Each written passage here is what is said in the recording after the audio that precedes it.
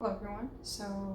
Um, breakups are really tricky, and as an INTP, I kind of wanted to share my thoughts about it, and I just want to make a disclaimer out there that I'm not speaking for every INTP here.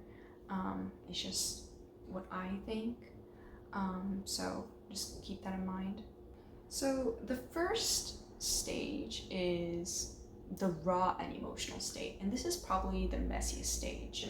And I don't want to say superficial things like, oh my gosh, I'm so sorry, I hope you feel better, because that doesn't really help at all, really. And as far as processing emotions are concerned, I don't want to give concrete advice on how to do this because everybody processes emotions differently. And so you want to do what works for you. And also, I'm low-key the last person you want to come to for this. However, if you're really stuck and you don't know what to do, I can definitely offer you a different perspective. This kind of sounds a bit nerdy, and I don't know how everyone's going to take this, but I kind of view this stage as your body and brain trying to attain homeostasis. Now, for example, like when a marathon runner runs and they're done with their race, their heart is beating so fast, they're panting, they're sweating, they're sore all over because of lactic acid fermentation, and like they're just not in a good state. However, as time goes on, their heart rate goes down, they stop panting, they stop sweating, and their soreness goes away. Because their body is reaching homeostasis. Likewise, I think people who are going through breakups during this stage are also experiencing a very, at least a similar mechanism. Because during this stage, everyone's crying and or either repressing their feelings, or I don't know, but your heart feels like it's going through lactic acid fermentation. And as painful as this stage is, I'd also like to note that this step is very crucial in your recovery, because there are two valid possibilities that can happen. Number one is going down the destructive route. So this can take many forms, such as, I don't know, repression, rebounding, or numbing out with pleasure-inducing agents such as sex, drugs, alcohol, food, etc. See, engaging in destructive behaviors feels really good just for a singular moment, but in the end, you're really doing a huge disservice to yourself. But I understand why people choose to go down this route. When you break up, you lose a very significant part of yourself, which is, that person's lover, or that person's significant other.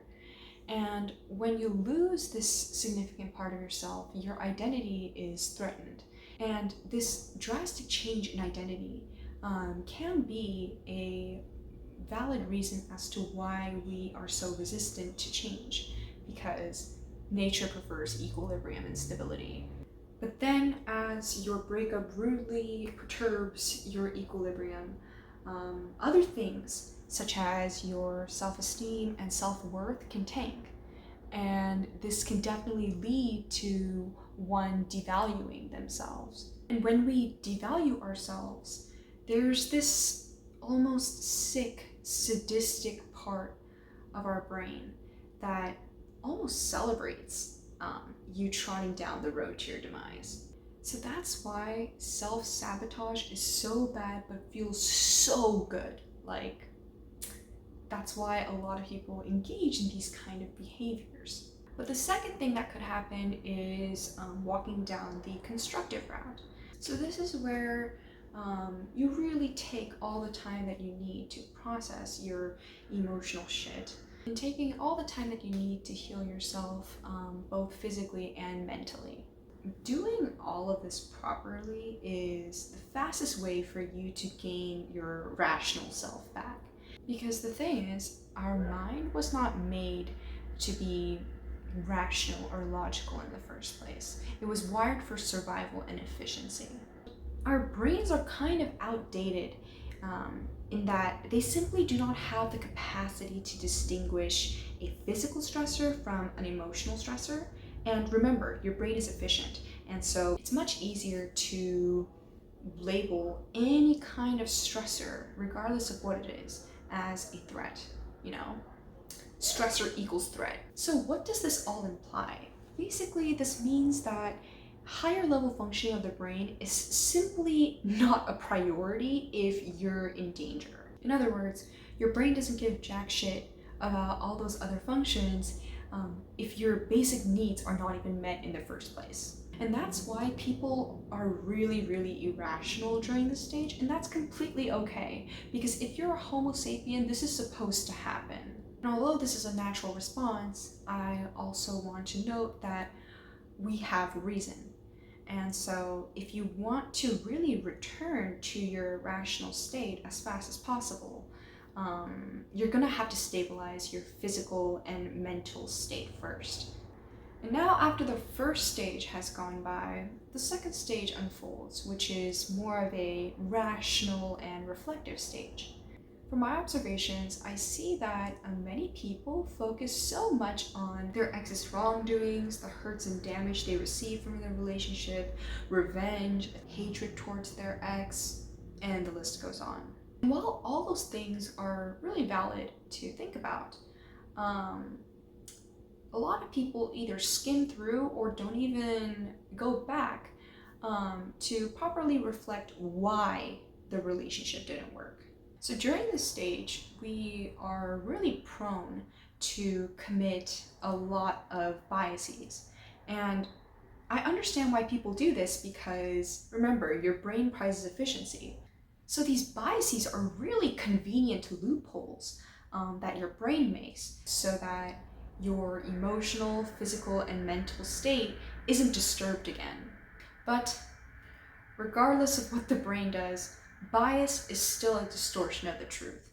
And although it feels comforting to entertain these biases, it really won't do you any good in the long run. So here are some of the common biases that people are susceptible of making. The first one is hindsight bias. I see a lot of people saying things like, "Oh my gosh, I never liked my ex in the first place. Oh my god, that person was always a jerk." Well, they shouldn't invalidate the fact that they did actually like their ex. Furthermore, they also shouldn't invalidate the positive memories and impact that the person has left on them.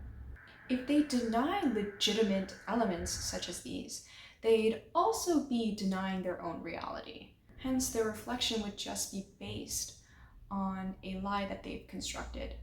Another bias that many people are susceptible to make is thinking that their ex was the one that always caused the disharmony in the relationship.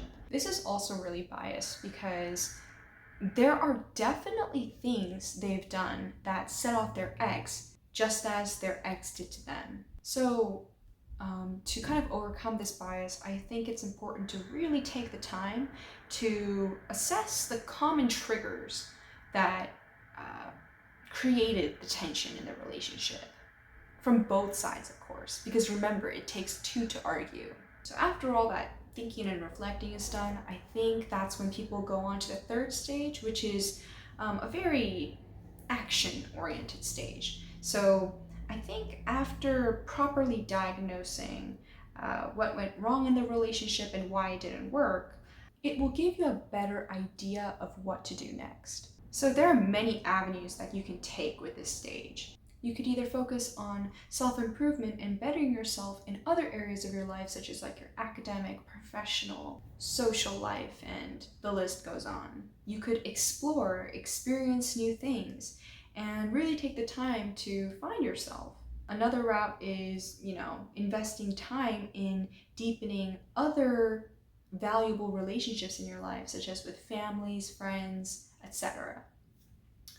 Or you could actually take the time to find a partner that is a lot more compatible with you. I mean, if you're ready, because everyone's timeline is different. But if you do choose to go down this route, make sure that you are fully ready to enter a relationship, because there's no rush in this at all. And I think it'd just be a lot more successful in your next relationship if you were actually ready to face the ups and downs that come with being in a relationship.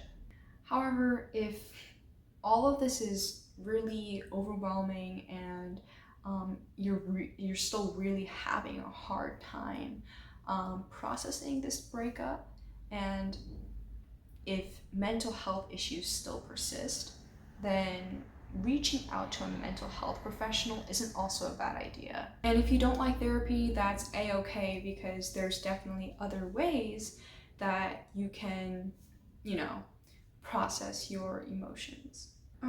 So I don't know if anything I just said made sense. If you zoned out this whole time, just remember this one thing, because this is probably the most important breakup advice that I could give you. Are you listening? Because this is important. Stay hydrated.